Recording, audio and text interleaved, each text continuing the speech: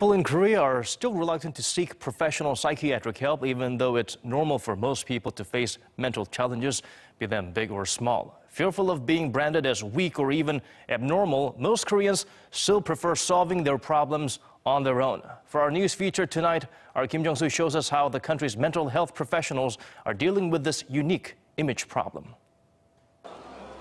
While Korea offers state-of-the-art mental health services and facilities for people in need, perhaps the biggest obstacle for those in need of help is a mental barrier of another kind.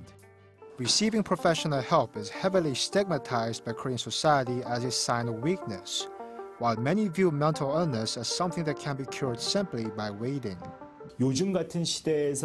Many believe that those who seek treatment are weak and inferior, but they are actually the ones with courage and the initiative to admit something is wrong, and they have a strong desire to make their lives better.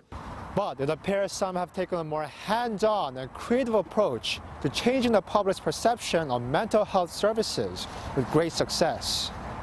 Take this speeding truck, for example. It's designed to carry a different kind of cargo than ordinary vehicles. It belongs to Dr. Im Jae-young, who has driven it around the city of Iwang in Gyeonggi-do Province since March of 2016, offering free advice in an attempt to make counseling a lot more accessible. I spent 7 years sitting and waiting for patients to come to me, which was a pretty frustrating experience. So now I actually feel pretty alive and empowered.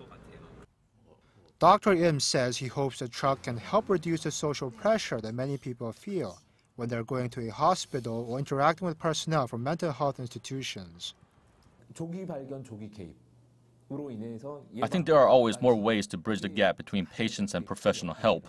And I want to stress that depression is a preventable disease.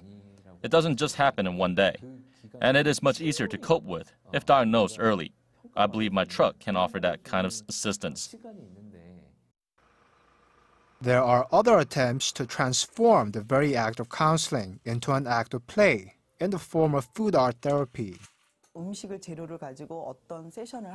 For many, the very process of entering therapy can be stressful and embarrassing, but food is something everyone will feel comfortable with regardless of age or background. Interacting with food helps people relieve social tensions and essentially serves as a new channel of communication outside of language. The facilitator gives a theme that participants are then told to visualize, based on common foods like vegetables, fruit, and bread. And the participants become painters and creators of their inner worlds and memories. I feel like feelings I had suppressed are being naturally expressed through food. Usually, counseling takes the form of an expert giving an answer to me, but this really encourages me to look inside and come up with my own answers. Meanwhile, other experts stress that efforts to change perceptions about mental health services must be accompanied by efforts to foster a mature and productive relationship between society and those who need help.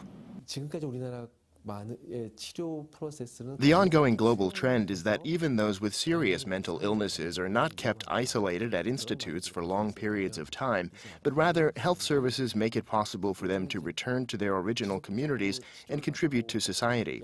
This is called decentralization.